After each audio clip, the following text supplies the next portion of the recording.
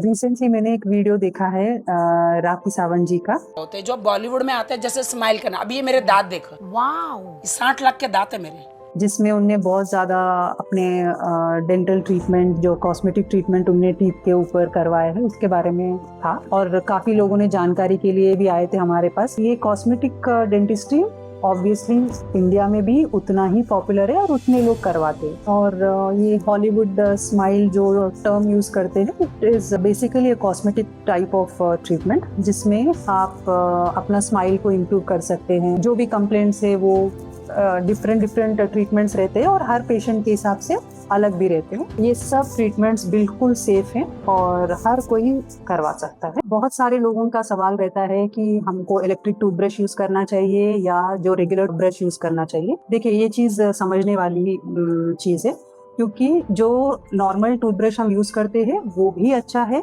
और electric toothbrush भी अच्छा है। इट इज ये सिर्फ एक पर्सनल चॉइस है मेनी ऑफ द टाइम्स जो आजकल चल रहा है। लेकिन कुछ कंडीशंस में, जैसे कि स्पेशली एबल्ड चिल्ड्रन में या ओल्डर एज ग्रुप में, जहाँ वो लोग खुद से कन्वीनियंटली नॉर्मल टूथब्रश से ब्रश नहीं कर पाते हैं, उन लोगों में इलेक्ट्रिक टूथब्रश जो है वो बहुत अच्छी सुविधा है। और जब हम इलेक्ट्रिक टूथब्रश की बात कर रहे हैं, उसमें एक और सुविधा ये रहती है कि कुछ टूथब्रशेस में हमको 2 मिनट्स अलार्म जैसा सेट होता है, जिसमें सबको समझ में आता है कि 2 मिनट्स टाइम हमने ब्रश किया है। कन्वेंशनल मतलब नॉर्मल टूथब्रश जब आप यूज़ कर रहे हैं तो आपको ध्यान देना चाहिए कि ब्रशिंग जो है कम से कम 2 मिनट के लिए करिए। और जब करते हैं तो सारे सरफेसेस, टीथ के सारे सरफेसेस आप साफ करते रहना चाहिए। ब्रशिंग टेक्निक क्या है और कौन सा टूथब्रश इस्तेमाल करना चाहिए।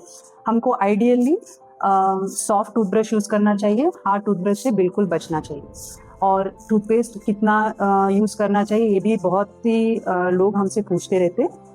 मूंगफली दाने जितना टूथपेस्ट पूरा मुंह साफ करने के लिए सफिशिएंट है।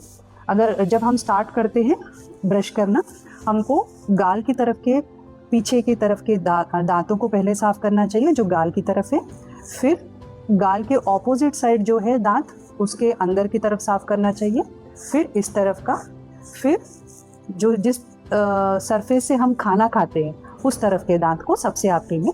आइडियली जो पूछते हैं कैसे यूज़ करना चाहिए, ये रगड़ने वाली बात नहीं होती है। दांत साफ करने का मतलब आपको मसाज जैसा, मतलब आप circular motion is the best way of brushing the teeth in all aspects. उसमें सब क्लीन होता रहता है। और साथ में आपको टूथब्रश को ऊपर वाले दांतों के लिए 45 डिग्री एंगल पे रख के आगे पीछे हल्के हाथ से ब्रश कर सकते हैं। बहुत बार हमारे पास पेरेंट्स भी आते हैं, कुछ पेशेंट्स भी आते हैं। पेरेंट्स का कंसर्न ये रहता है कि बच्चों के टीथ में गैपिंग दिख रही है या दांत बड़े दिख रहे हैं, सामने आते हुए दिख रहे हैं। और बड़ों की भी कंप्लेंट रहती है, कुछ दांतों के बीच में स्पेसिंग आ रही है। यहाँ हमको समझना बहुत ज़रूरी है कि ये दोनों कंडीशंस बहुत अलग अलग है। बच्चों में ज़्यादातर 9 से 13 वर्ष की उम्र में, 9 to 13 ईयर्स ऑफ एज को हम बोलते हैं अगली डकलिंग स्टेज, जो अपने आप ही बच्चे के ग्रोथ के हिसाब से और ग्रोथ के टाइम ही वो भी ठीक होता है। उसमें ट्रीटमेंट की ज़्यादातर ज़रूरत नहीं पड़ती। अगर ट्रीटमेंट की ज़रूरत पड़ती है तो आपका डेंटिस्ट से सलाह लेके उसको आप इलाज करवा सकते हैं। उसको प्रिवेंटिव ऑर्थोडोंटिक्स के तौर पे भी हम उसको पहले ही करेक्ट कर सकते हैं। दूसरा, जो बड़ों में हम लोग देखते हैं ज़्यादातर, वो पेरिडोंटाइटिस कहला जाता है, जो फीमेल्स में ज़्यादा होती है और उम्र के बढ़ाव के साथ उसका स्पेसिंग ज़्यादा दिखने लगता है।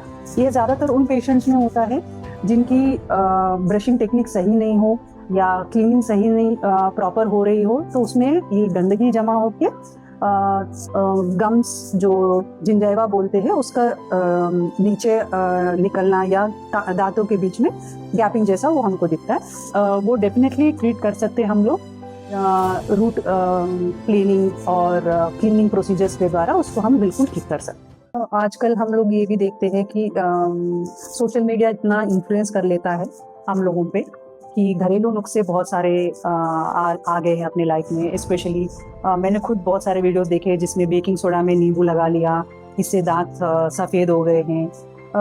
फिल्टर्स यूज़ कर लेते हैं वो लोग, फेक प्रोपेगेंडा के साथ आ जाते हैं कुछ इन्फ्लुएंसर्स।